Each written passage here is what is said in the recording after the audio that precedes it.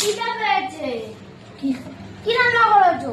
এই পোলাও, তারপরে এই আলুর দম, চাটনি, ভাত আছে। না আমি মাংস ভাতই খাবো। না ওম বললে হয় না, তাহলে খাবারগুলো নষ্ট হবে। আমি মাংস ভাতই খাবো। যা বাড়ির থেকে কথা চুপ করে বসে রইলাম আমি। আরে ভাই, মা যা রান্না করছে তাই খাও দাদা।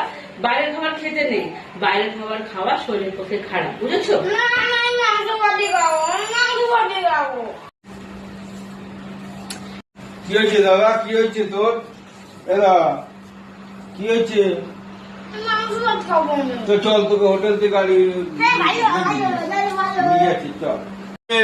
কোথায় গেলি? গাড়িটা বের করছি, তাড়াতাড়ি আয়। এই তো আমি হোটেল এখানে। থেকে খাইয়ে নিয়ে আসি তোকে। আয় আয় আয় আয় আয় আয় আয়, বস খাইয়ে নিয়ে আসি। উঠ, হোটেল থেকে খাইয়ে নিয়ে আসি। উঠ।